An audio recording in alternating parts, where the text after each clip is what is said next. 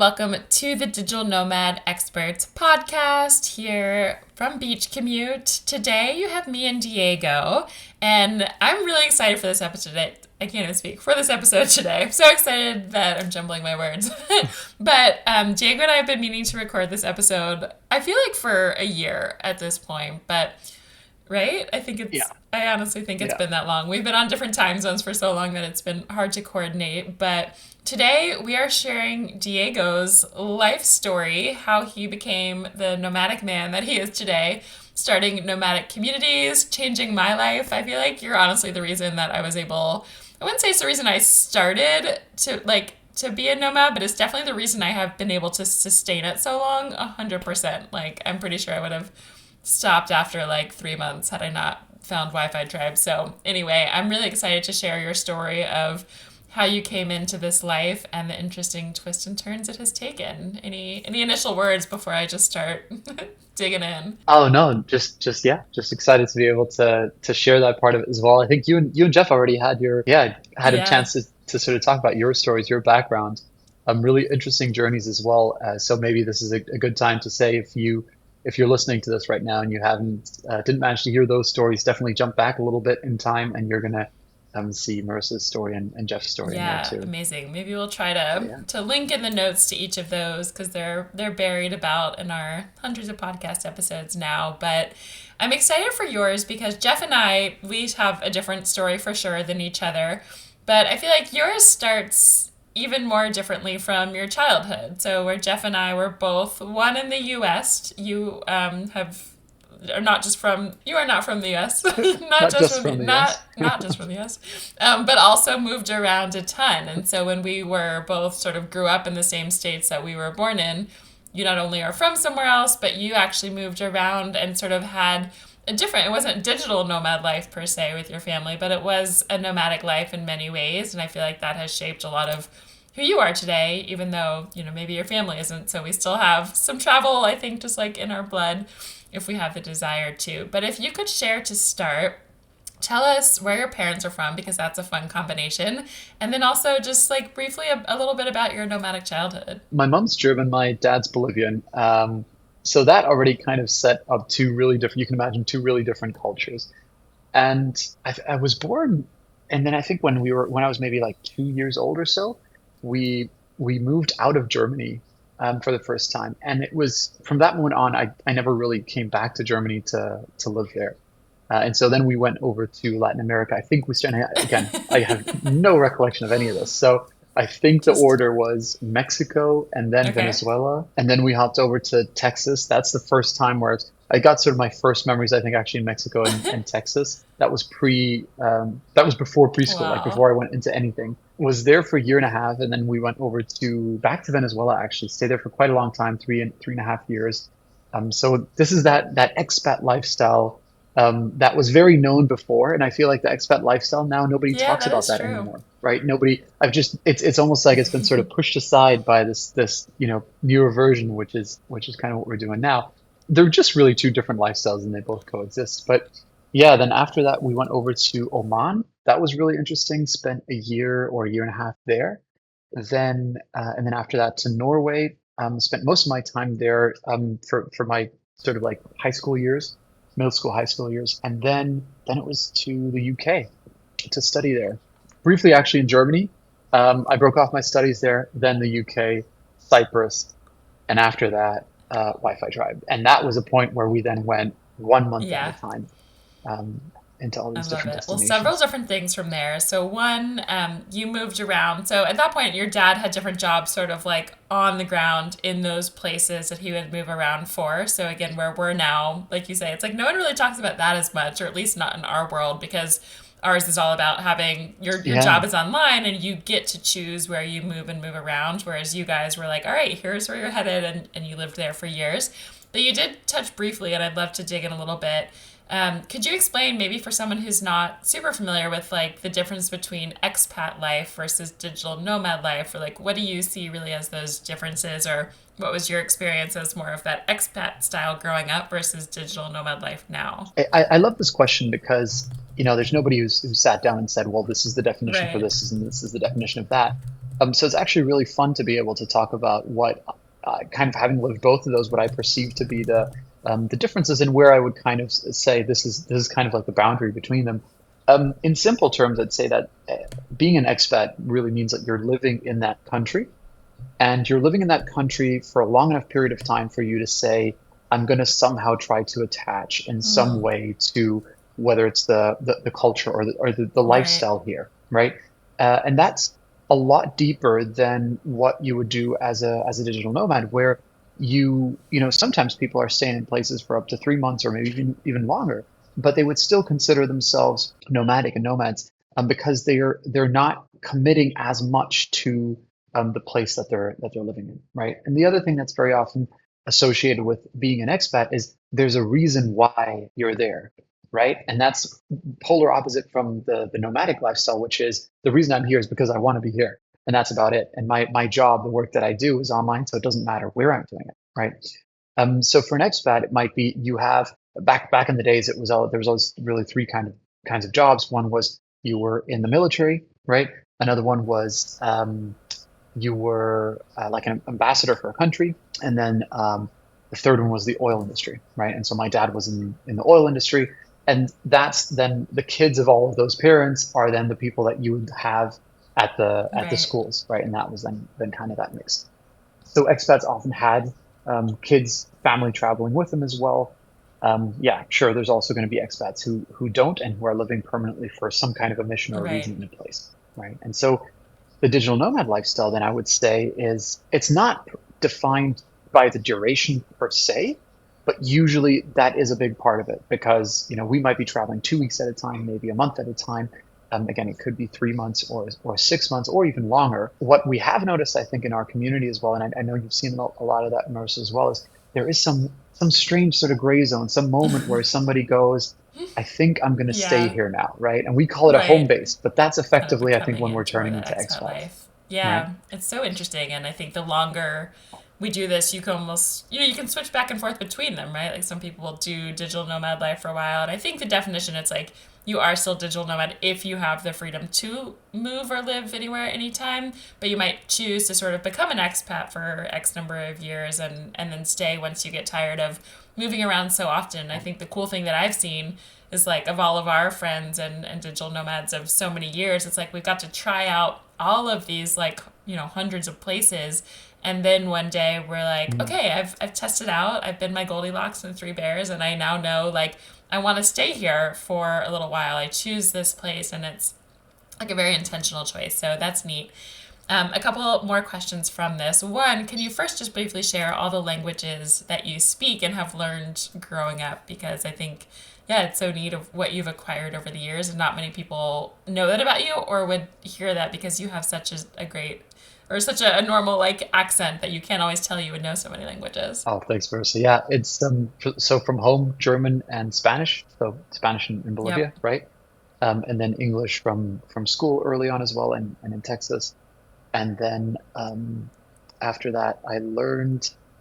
I guess Norwegian was next when I moved over to Norway, and that was kind of I didn't learn it for a long time because the Mm, school was international, and then you just right. never use it. But then I got a few jobs right after school, flipping burgers, driving pizzas, the Right. classic.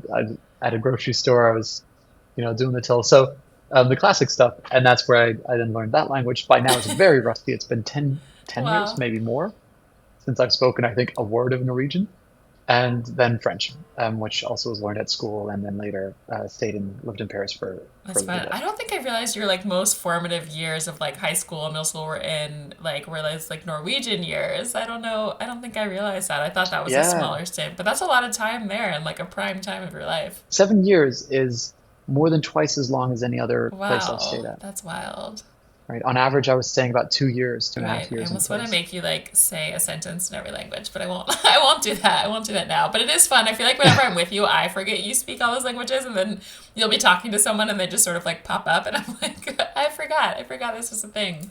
It's so fun. But one other question, and then I want to come back to another part of having all these different cultures within you. But I think someone hearing this might say, like, if you're only hearing your story and maybe you've never heard my story or Jeff's story, you might hear like, oh, well, of course Diego has chosen to live this life or he's capable of living this life because of your childhood. But am I correct that your sister is not any sort of nomadic, right? She is just in one home base. Is that right? Yeah, exactly. So she's settled currently in Germany. She has Yeah. two kids. She has a husband. So she's done the correct way Quote. of living.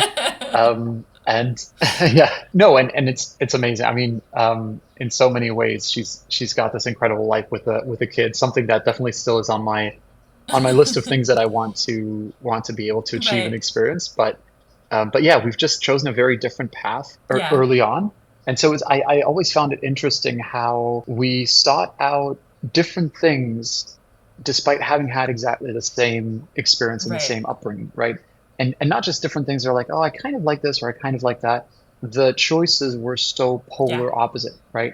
In that one of us basically pursued what that person had experienced throughout their childhood, and the other person almost chose to do the opposite in a sense of having more stability or Right. maybe just It's yeah, so interesting. it's Yeah. just And very even different. as I look at my brother and I, he's more like your sister, where he has like two kids, like moved back to our, the place that we grew up. And he loves his life. And I don't think he would like my life as a nomad. I'm not like, oh, he should be. Like, we're really just that different. So I'm curious, just as you think about Oh, it, it's the same yeah, for me. like, Yeah. what do you think for someone listening who either, as we've seen both sides, and I definitely was not nomadic. I like grew up in the same house my entire life until I went to college in the same, city, same friends, all of that. What do you think sparked your desire to keep living nomadically or to pursue this kind of life? If you had to, like, do you have an idea? Mm. If it's that, because for both of us, it's not like Oh genetic, it's wow, not bringing the just hard questions our out. Yeah. like background, right? Like something in you, something in me has sparked this. What do you think drew you to this lifestyle? I hope this doesn't get taken as something contentious, but I do believe that there must be a part that is genetic. I do believe that there is an element of your Yeah. personality that has probably is probably genetic, or at the very least has developed in a certain way where you are seeking out maybe novelty, seeking out more risk, more diversity, where you like less structure, right? And or where you feel that you want or need more Right. newness, right, and more adventure per se. And then there are other people who want the very much the opposite of that. And then, of course, as all humans are, we're always going to be on a spectrum between one extreme and the Yeah. other extreme, right?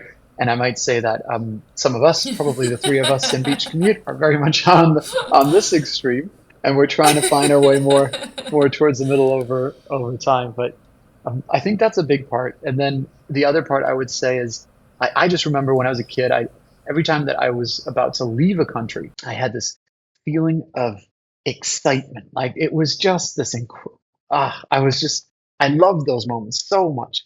And even just getting in the plane, I felt this really I don't know, it was just this crazy excitement for something new, for adventure, for something that was about to change, right?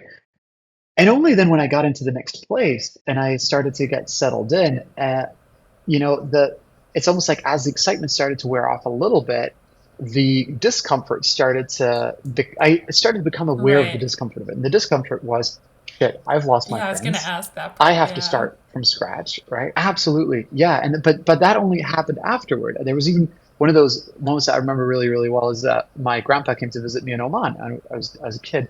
And I love my grandpa, but this part was like really vivid for me because when he was about to leave again, I was like, yeah, as a kid, I was crying. I was like, Grandpa, you can't leave.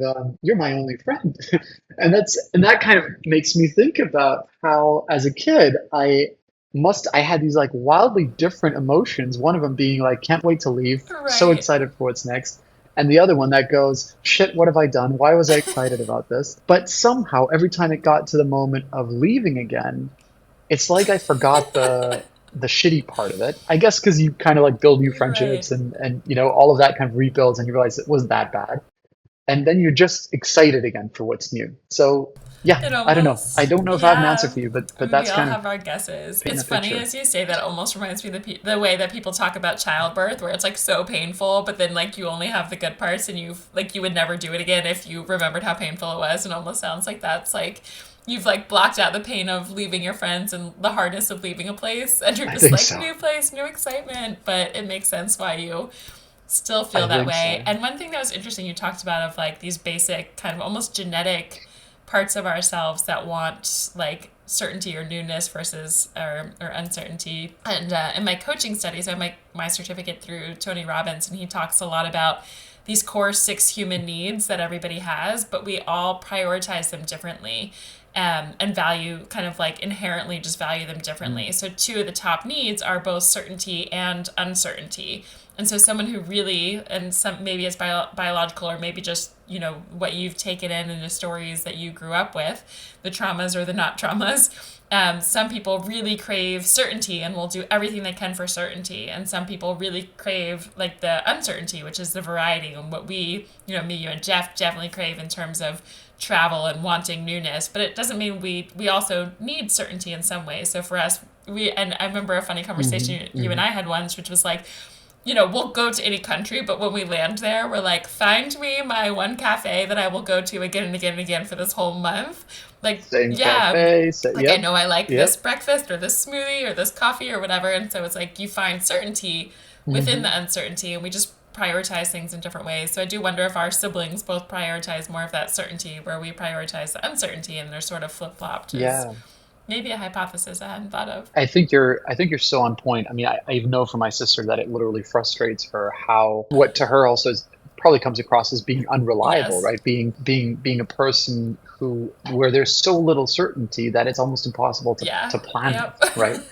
And I know that to be true as well. Sometimes I'll arrive at home and I'll be like, guys, I'm at the airport. They had no idea I was even coming home in the first place, right? So there must be something there in the Yeah. personality traits, and why not, right? Why shouldn't there be? There's so many studies on Yeah. personality traits and how, how different we are, but yet how we can also, how many of us are also the same in certain Right. traits, right? So that's why all these different personality tests actually give you results that do end up feeling very Yeah. true when people take them.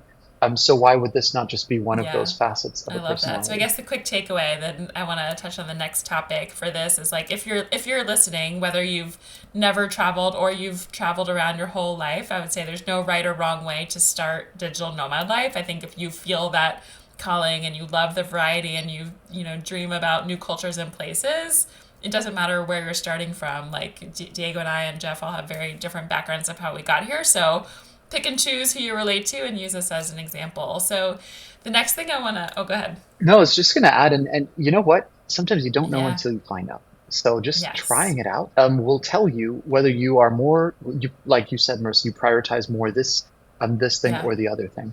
So yeah, just giving it a try, I think, is I love incredibly that. And I important. think that's the theme. If I think about all the interviews we've done of our nomad friends, like not just the three of us, but anytime I ask someone like, what advice do you have for someone who's not yet living this life or is maybe thinking about it, I think across the board, the one piece of advice is like just one, people start and say just do it, and then they sort of retract and say just try it, right? Because there is a difference between the two, and so Yeah, yeah, like just yeah. try it out and see what you think, and maybe you love it, maybe you don't, but then you'll Hmm. know. So with that, can you talk some about like so you said you've got one German parent, one Bolivian parent, so different continents, different languages, very different just cultures and styles. Like I think about everyone talks about the sort of like rigidity, is that a word, of German, you know, culture, and then like the fluidity of and just like kind of chaos of like the Latin America sort of culture. And then you're a blend of both, but then also moving all over the world. So you're sort of what you call, I think, a third culture, but I think of you as like 20 cultures because of the movement on top of that. Can you talk about like how did that make your life easier, harder, or just like what was life like because of that for you, and even how it impacts you now? I don't know Right. any different, right? So it's very difficult to try to speak from like I haven't had an experience that would make me go, oh, I wish I it was this way or it was that way. We had growing up traditions that we would have taken from both parts of the family. Every time that I went to Germany, I would see this very German side of things, and that would be an anchor in a certain way. And then I would go to Bolivia, and then I would see the very Latin American version of life, and that would be an anchor. But those two worlds were so different, right? Bolivia to me was always this like otherworldly place, and Germany was so Yeah. orderly and structured, and in some ways almost I felt it was always a little bit. boring, right? The excitement Mm, was somewhere else. The excitement was in Bolivia or somewhere else in the world. But yeah, it was, I don't know, it just in the family it worked. It didn't feel strange in a sense. It felt like we just had this mixed culture. I think where it got really interesting is there's that term that you mentioned as well, third culture kids is what these kids of expats would call themselves. That at some point that popped out and everyone was like, "Oh my God, that's us," right? And then they would start to describe like all these weird things about third culture kids, about how confused they are about this or that, and that became this right. theme really, and something that people then also relate to try to paint a picture of maybe the most fundamental aspect of that I think would be interesting for everyone listening as well, if that's not sort of a background that you've come from. Because I moved out so early on when I was a kid, and I kept on moving, I never felt I was fully at home anywhere in any country, right? So not Germany, definitely not Bolivia, because I didn't ever live in Bolivia even, and not any of the countries that I stayed a lot of time in, not even, Norway, where I was for 7 years. And so if you put me into an environment with people of that country, I would feel like an outsider, right? And it would be more difficult for me to keep up, to catch up. It's small things like, I don't know, the I call them the inside jokes of a culture, right? So everyone, for example, in the States, everybody knows about all the TV shows that everyone's watching. TV show references are like a common thing in how you have conversations with each other. And that would just go completely over my head, right? And the place where I did feel at home was interestingly the place where I effectively grew up, where the playing field was leveled out, which is an international school. So effectively, it is an environment of international people who are all trying to communicate culturally, in terms of inside jokes, in terms of literally language and accents and whatever's Right. going on there, are all trying to communicate in a way where they just get understood by the other person, right? And so that's why, yeah, I think that led to what we're Right. doing now, That gave me goosebumps to effectively. talk about. I'm like, this little kid is like trying to fit in and talk, and then you find Oh, this like international school where you fit in. But it does remind me a lot of like when I found Wi-Fi Tribe, and we'll get to that in a little bit. But I remember for so like I did 2 years where I was like sort of setting up my digital nomad life and working on being able to have that income that would allow me to have that freedom. And I was doing sort of like little mini trips, but I had the vision and I knew what I wanted. And when I would explain it to people before I started really living it, my friends and family back home, like I feel like people just didn't understand. They would look at me like I was like, "What are you talking about? This isn't possible. Like that's cute. You can try it for a year. You'll come home and go back to your real, corporate office job." yeah, And please grow then up. when I landed in Bali, it was the first chapter I did where I met you and did a Wi-Fi Tribe chapter. I would say one within Wi-Fi Tribe, and then two, the community in Bali is everybody's living this life too in this one particular town. Perfect But I example, remember yeah. landing there, and it was the first time, kind of the way you speak of the international school and fitting in that way. Like I had always fit in easily because Hmm. I lived the same culture growing up. But then when I started this life, that was really the first time where I was like, wow, like people get me. They don't ask what I'm doing or how I'm doing it. They understand this, and now we're bonding on this Yeah. level of like just talking like what is it like to move around? What is it like to, like you're bonding over those things instead of the TV shows of your culture or other aspects. So that's really neat that you Yeah. found that within international schools to start. And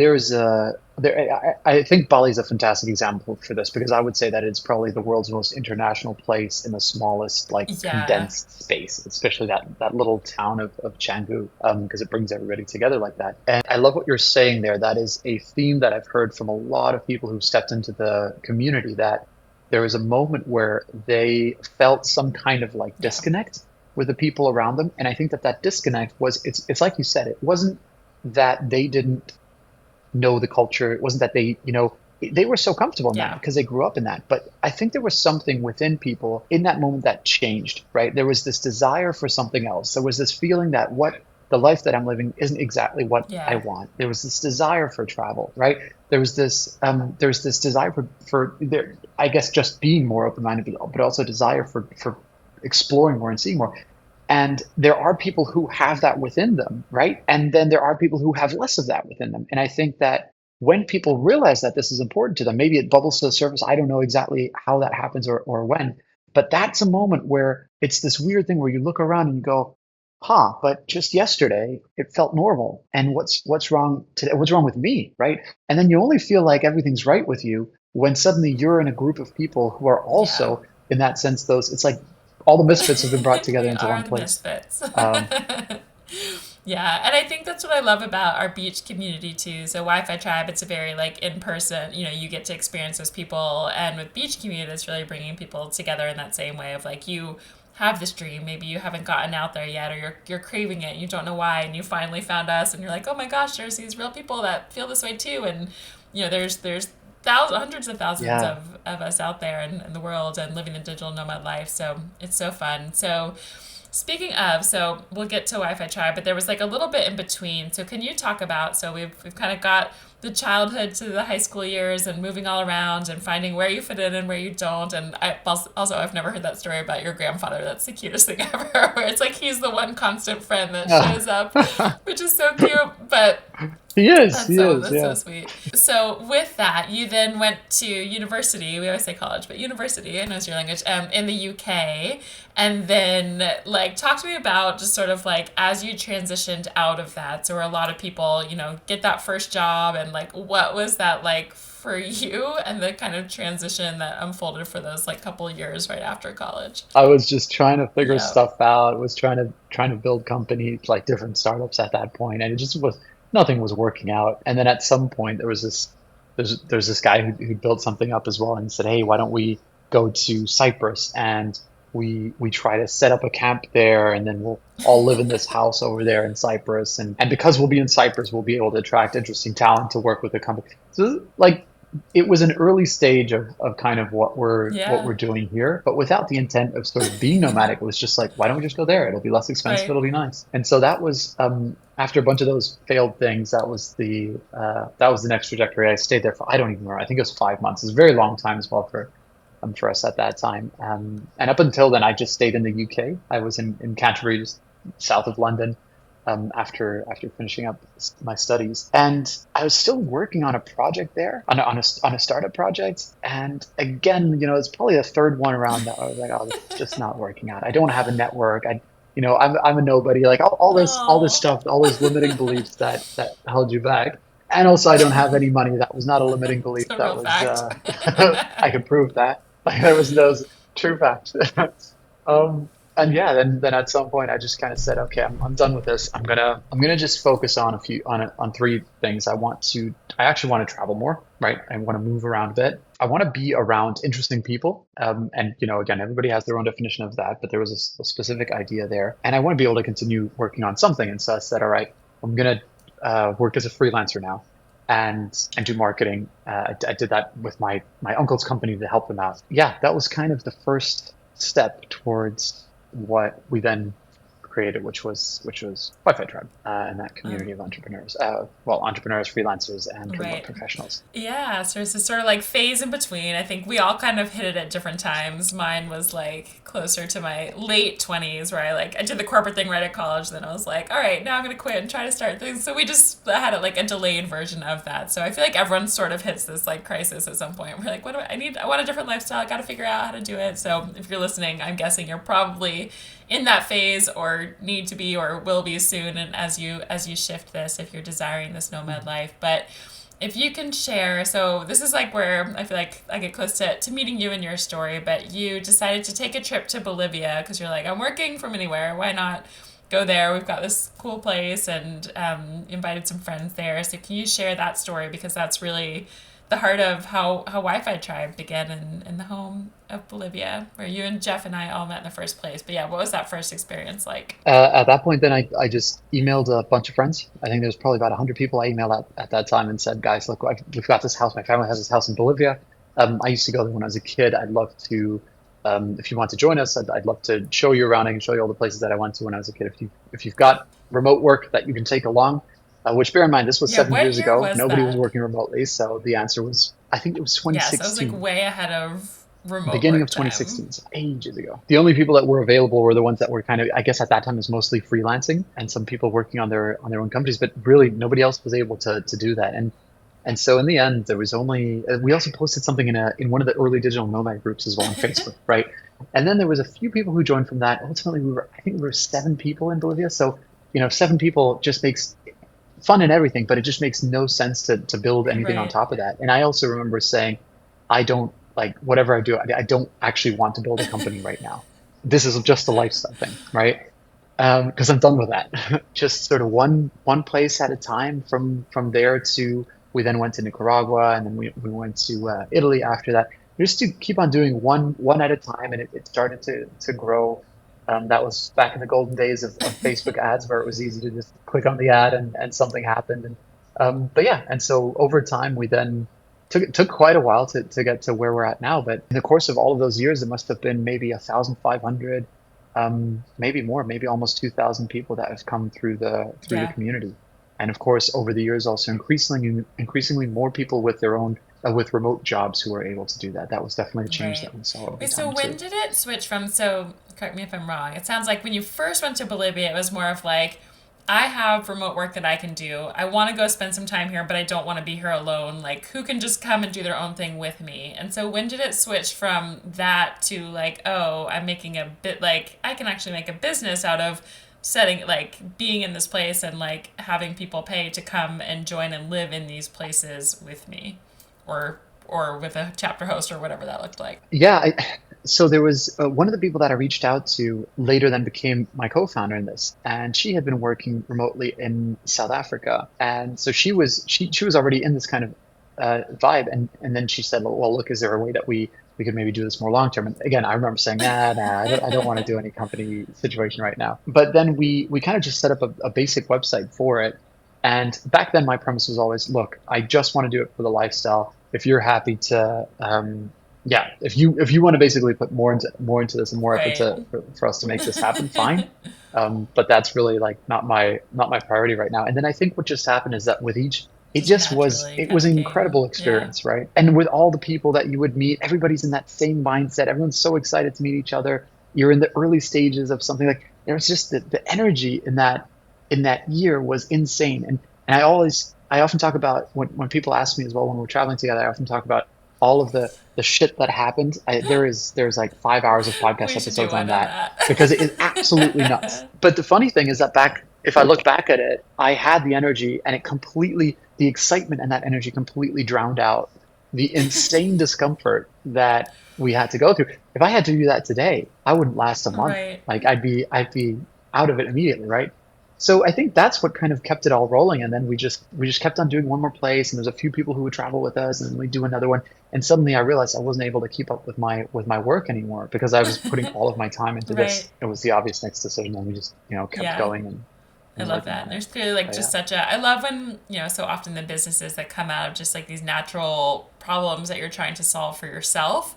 And then by extension, like you are that audience and you know what people want. And like you said, you had that excitement because this was also filling and you're like, you got all the friends and you got all the amazing people from around the world who got to come and join yeah, you on yeah, these yeah. experiences. And it's really neat. So Wi-Fi Tribe has now been around for many years, I guess now since like 2016 was technically the kind of the inception of it. My first trip where I met you was in 2018 in Bali, and then in 2019. So you had met Jeff, I think, maybe also in 2018. I want to say in Colombia, I and think so. Yeah, then so you Colombia. guys, I met you, you met him, and then we were all together on a chapter in Bolivia, which is where like we didn't, yeah, we just started talking so much about business and that sort of thing. But can you explain? So we've talked like every now and then about Wi-Fi Tribe and a lot about the chapters, but for someone who we kind of talked a little bit. You can see how it was born, but if you could just explain to someone like what is Wi-Fi Tribe, and like what is the beauty of Wi-Fi Tribe in your opinion? I can share all my opinions, and Jeff and I have shared many as well. But just yeah, in your sort of words, like what is Wi-Fi Tribe all about? Yeah, if you remember that thing that I was talking about, having this place where there's international people that Yeah, feels like home, that's effectively what it was for me. And so as it's been growing, it's really become a community, I guess, of people from all over the world living yeah, all around the world, right? Kind of floating around, and wherever we want to be, wherever we want to go, there's always going to be somebody there. Or we can always say to somebody, "Hey, I'm going to go to this country. Do you want to come along with me?" Right? So there's this feeling that the world is suddenly, I guess, the cliche of the world is a much smaller place, in that it all feels like you can go anywhere and be anywhere, and you're going to be with a community yeah, of people that you feel like you're either them all personally, or they're just one degree away from you, and there's something that we all yeah. share. right? And that's a more sort of like higher level, version or Right. vision of it. Because in practice, what we do is we, spend a month at a time in a place. We call that a chapter. And then there might be 20 of us, so 20 digital nomads spending that time there. We're all working during the week. And then on the weekends, we go out and we kind of explore different places, have these adventures that we do there, right? And then we keep on moving. But the community, I think, what's important to me is that the community is more than that, right? It's more than just this one moment in time it has, and I'm sure that this is something that you would probably actually be best to talk to. These Yeah. connections have flowed through people and through the Yeah. years, right? And that's really the I point of it at the think, end of the yeah, day. what I love about Wi-Fi Tribe, and it's almost like Wi-Fi Tribe is like the little expat community, even like within like digital nomad worlds, like the way now that I think about you explaining your childhood. But if I go to a place as a digital nomad, let's say I'm spending a month in Oman or a month in Portugal or a month in Mexico, wherever I am, I think a lot of people, I often feel judged by people who are like, you don't meet local people, like you're not really integrating into the local community. But as someone who is moving around every month, it doesn't like behoove me to make like really like I love to meet locals. Don't get me wrong, and talk and interact and learn from. But in terms of like making friendships, I have personally prioritized people who I've met from Wi-Fi Tribe even more so than other just digital nomads, like specifically within this community, because I know that no matter where I go in the world, these are the people I already share so many values with because you guys have like vetted vetted these people who are coming through. And they're the ones who I'm gonna like if I go to another country, it's likely they will be there and I can jump right in and like form these relationships. So when you talk about moving countries every couple of years as a kid and you're like, oh wait, I forgot like now I'm leaving my friends and I have to make all new friends in this new country. To me, Wi-Fi Tribe has been like for two reasons. One, like you said, like it's just a place where you can jump into that month right away and it's organized and your people will be there. And that's amazing. I remember the first time I got to Bali, I was like, I just have friends to like co-work with, and then we're having dinner tonight, and like we went to the gym together, like on day one. I don't even have to go like find friends; they're just awesome people. It's That was amazing. like mind blowing to me. So I think that's, and you just get these really deep connections because it is a start. Like you start and finish this month together, and 1 month feels like 10 years the Yeah, way you get to know people. But that's very different than yeah, like when you're backpacking or just traveling quickly. Like you might overlap with someone for 3 days. And so you're like, oh, this person's really cool. But then, they're on to the next and you don't see them. So not only is that month long experience so incredible for so many reasons, and we can touch on that. But to me, Jeff and I think on the last podcast we were talking, actually, maybe the one before, Jeff was like, basically all of our friends are like 1 degree of separation of Wi-Fi Tribe, like 6 degrees of Kevin Bacon, but I feel like it's actually like 1 degree. And so whether it's someone you've met on a chapter or it's like, maybe I'm going somewhere and you're like, Marissa, there's this other tribe here. Like, you guys haven't met yet, but like, I know you're going to be friends. Like, sometimes those have been my best friends. Or, like, wherever you go, like, it's a friend of a friend and you have these instant connections. And kind of like you were saying, about like with international school, like you speak the same language of being different. With when you meet other tribers, it's like you already have that instant connection of like, instead of TV shows, you share common friends or you share common Wi-Fi Tribe experiences, and like you have your people all over the globe no matter where you are. And when you are moving every month or so, like that's really important. And as I was like semi joking but not at all in the beginning of this intro, like that is single-handedly the reason I believe I have been able to live this lifestyle sustainably for so long, because when I come home, my friends are like, "Oh, isn't it nice to be here? Like, isn't it less lonely? Like, you're not solo traveling or whatever anymore." And I'm like, it's the opposite. Like, when I travel, I spend so much time with all of these amazing people who I know so deeply, and now here it's actually harder because everyone has like their own individual lives in the US, your own and life. Yeah. it's very different. But yeah, so I'm grateful for what. Thank you for for being in the Wild West in Bolivia and just like starting this company that you didn't mean to start. So I'm grateful for it. The The happy happy accident. accident. Oh, Marissa, thanks so much for saying that. And it does remind me of something that early on was always something we used to talk about. It's this idea that travel is exciting. Again, it's these two levels, right? You've got the excitement Yeah. of travel, the adventure, the newness, all the good stuff, and then there's discomfort, right? And as long as all of the fun stuff is kind of outweighs the discomfort, you're good. With every trip that you do, with every month that goes by with you traveling, this is Yeah. going down, right? Because like anything in life, it starts to get normalized, right? You start to get used to it. And you start to get closer and closer to that same level of discomfort. And as soon as you hit that level of discomfort or you go below it, now the discomfort is a little bit bigger than, or a little bit greater than the, excitement that you have for the adventure and the newness, right? And I think that a major part of has the what makes the discomfort so big is that you you stop having a consistent social environment, right? You don't have that feeling of community that we have at home, friends and Yeah. family that we've built up over the years. And so your social interactions become empty and at times draining when it is people coming and going into your life Yeah. like a revolving door, right? And that I think is one of the main reasons. There's other discomforts in travel for sure as well, but I find that to be one of the main ones because it's so deep rooted in our biology, Have right? like community. Yeah. To feel like we have and these long-term relationships. And so that I think is what stops most people from traveling Yeah. long term, right? I really do believe that that is the main reason why most people feel like this is not Yeah. for me.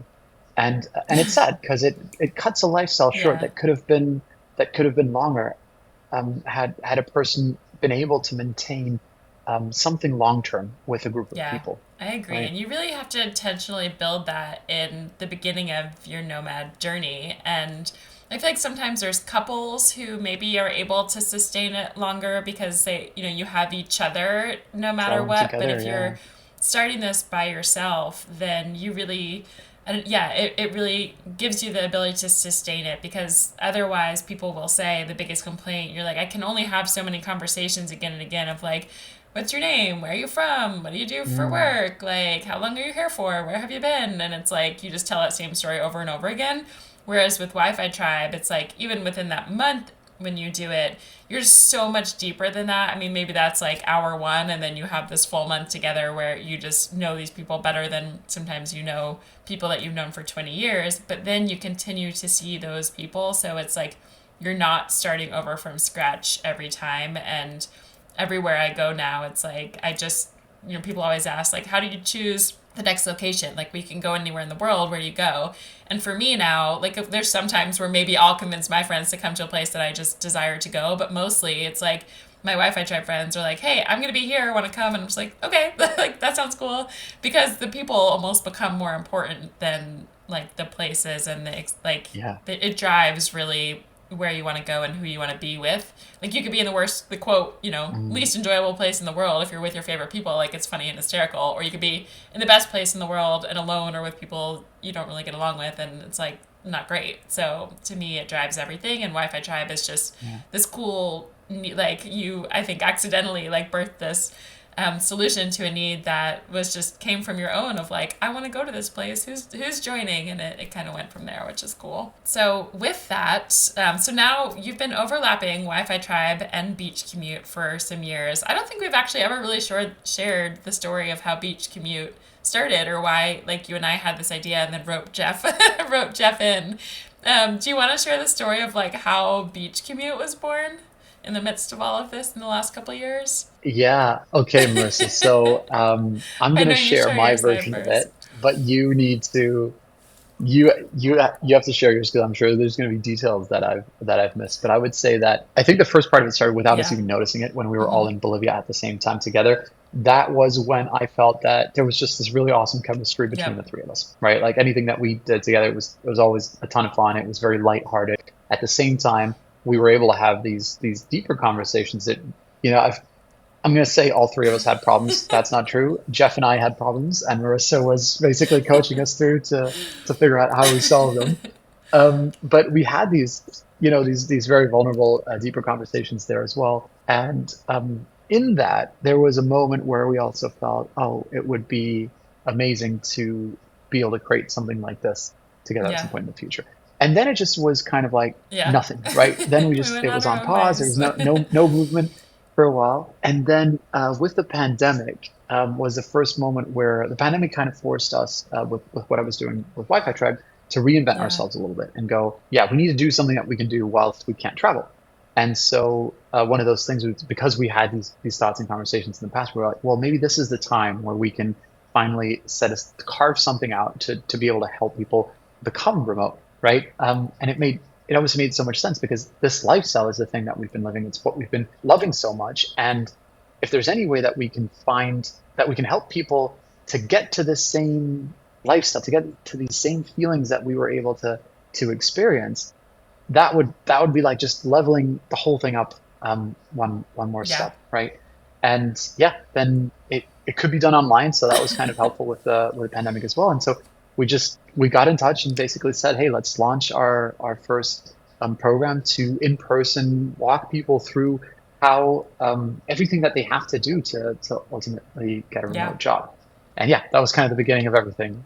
But Marissa, I'm sure I missed something. Anything No, to it's add to fun. that? It definitely is. I would take it, but in my mind, when I think about it, there was like one step, even precursor to Bolivia, which was when we were in Bali together. I feel like that was really the beginning of my coaching stages, I would say. But prior to those years, I was, and still, I think you and I both share a love for like business and digital marketing and online marketing and like all of this sort of stuff. And that was really in my prime of like learning that when we were both in Bali. And I remember talking to you, and there were so many people who had such an, we were just talking about marketing for Wi-Fi Tribe, and there were so many people who wanted to join Wi-Fi Tribe, and this is like how I was before I had a remote job too, so I really resonated. But those people didn't have remote jobs and didn't know how to get them or what they could do, and it really, that conversation was more about like just talking to you about like how do you grow Wi-Fi Tribe? Like there's all this low hanging fruit of all these people who like it's the coolest thing, but they can't join because they don't yet have that remote income. And so I was like, you have this whole opportunity, Diego, of like how do you help these people? But such as life, like you were super busy just growing and running Wi-Fi Tribe, and I was running my own business then, and just started coaching. So that was really to me the first thing where like we had started, it almost like planted like the really deep seed. That was like level one, The was seeds like for way back yeah, when, like the very first time we met, and just shared a business love. Like I always love talking about business with you. And then yeah, you nailed like Bolivia was that sort of next phase with me, you and Jeff, and all of that, relationship and business. And then the pandemic happened, and that you finally had the time basically, and I was still coaching, but you were like, hey, like let's do something together here. Like I think it's time. And then that first program was so successful that the people who did it, all started pretty much like traveling and working remotely, and we're like, let's do this. And so, to me, I think I love what you're doing because with Beach Commute and Wi-Fi Tribe, they go so hand in hand of like you come through Beach Commute and like you absolutely. learn how to that's really my love of this process is like helping people figure out like what is that remote career, like what do you genuinely want to do, what do you love, how do you get that, and so then you can go live this nomad lifestyle that's been so meaningful to me and Wi-Fi Tribe. So it's almost like a feeder accidentally like into that, but you kind of need both parts to be able to have the freedom to go join Wi-Fi Tribe or just to travel in general. This is not, we love Wi-Fi Tribe. I love it. I'm not Yeah. any like I can speak. It's not my business. It's not mine. I just love it so much because it just gave me that community within it. So I love how they really play together. And I think with both companies, and as I think about Wi-Fi Tribe, like our ultimate goal is just like how do we help you have the freedom to travel the world, and then Wi-Fi Tribe kind of gives you like the logistics and the community once you have that. So it's fun how it's all come together in ways that like you probably never imagined, I never imagined, and we sort of matched like your community and travel world with my like coaching career and like our digital nomads life together, and rope Exactly. Jeff in Yeah. because we have fun with Jeff and he's got fun marketing skills too, and here we are today. And his backstory is really interesting as well. Again, you have to listen to the other podcast and find out more about that. But in short, he was one of the people that negotiated his way into working Yeah, remotely so that he could travel as well. So that's yet another version of that right. lifestyle, right? Each of us, I think, kind of represents these different versions. So that was really interesting to experience. Yeah, well, it's great to see, Marissa, that you had planned this all along. You planted that very early seed. Now I'm aware of I it for the didn't first know. I time. didn't know that How it was the happening. dots all connect. But as I look back, I can see it. That's amazing, man. Yeah, it is funny Yeah, how that yeah. works. Well, like they say, you can always connect the dots when you look back, right? I do remember now as well as you were mentioning that I used to talk a lot about how what we do with Wi-Fi Tribe.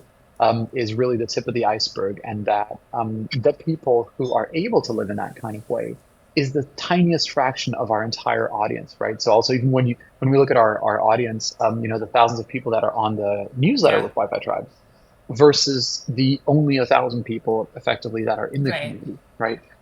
Just and there's this massive difference between that. That's exactly what we wanted to figure out now is how can we help people to take Yeah.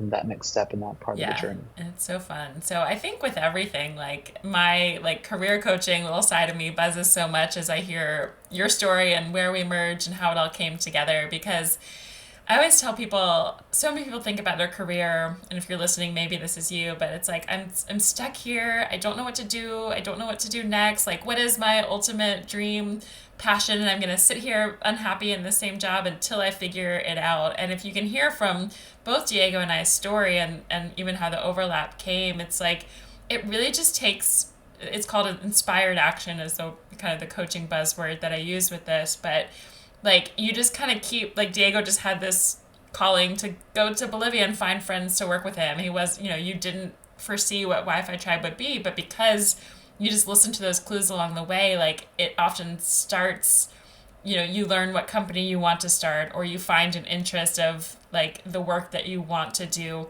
by accident of taking action. And for me, mine have been several different businesses, and it was like the business side of it that led to these conversations with you and the coaching of all the people who I met while traveling, and then like coming together when the right like we kind of had all the right pieces in place when the pandemic hit to do this together.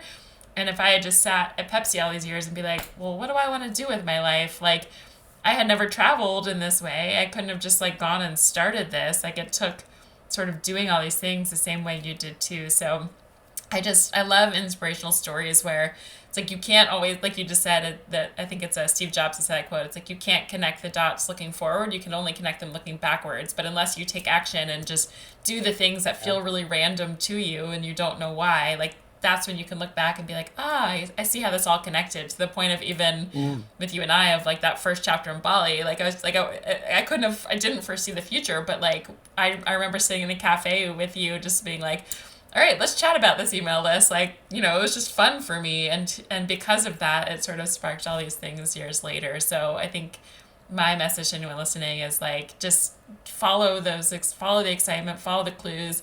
If you have no idea why you want to travel, but you just do, like do it and let it, we can help you find that remote job and find the next step. But any other thoughts, Diego, just as you look back at your story or think about this conversation, like your message to anyone listening who might be thinking about this desire or maybe stuck in a career or trying to start things or just not knowing what to do next? I don't know that I have anything more valuable to add than what you said, so I actually want to double down on it. Perfect. I hadn't heard the buzzword take an Ah, okay. inspired action, Yeah. but I love it. I love that it paints a very clear picture of there's something's sort of boiling up or bubbling up inside you.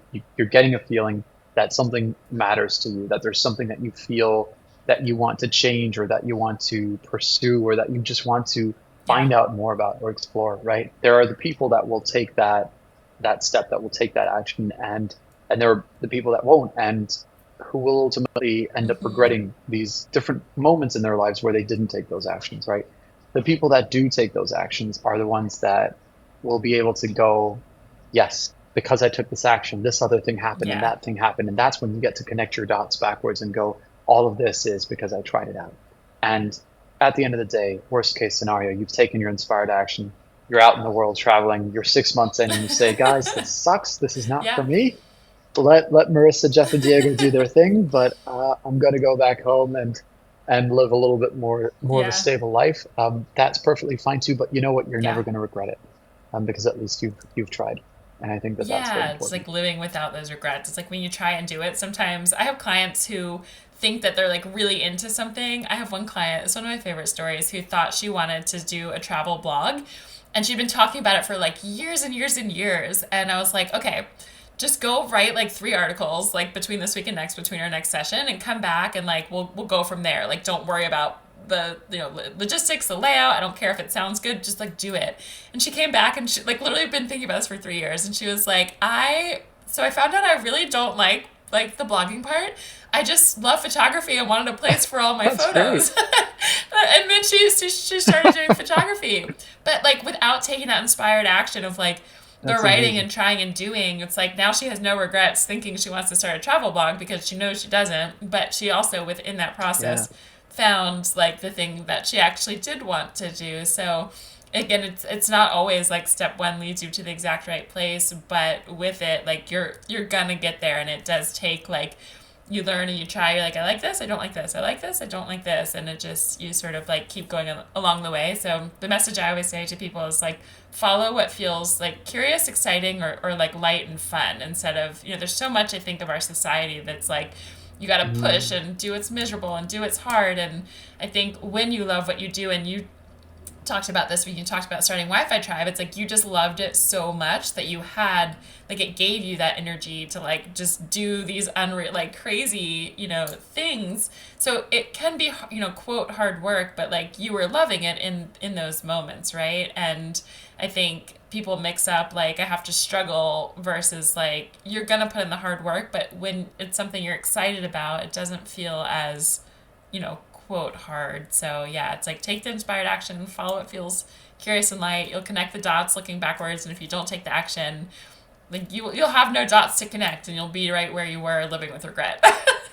And I feel like that is the moral of this episode. But That's today's chat. yes, but such a fun story, Diego. I think you have such like a unique path and so many fun things, and like yeah, you are the reason for so like again within Wi-Fi Tribe. Like a lot of people might have tried out the life or gotten there, but I can speak wholeheartedly when I say like the thousands of people who have joined. Like you are the reason we can sustainably keep living this life because of this community that we've all formed and like the friendships, and it's so special because of that. So I'm grateful for it, and no pressure on it. I know it's had hard parts with the pandemic and all sorts of things, and it will be what it turns into one day, but it's been just like a really cool thing that you have put into the world, and I'm excited to see what dots you have in the future as we move forward with Beach Commute in your life and anything. So we'll have to maybe years from now we'll be doing a podcast episode and we'll see like what dots,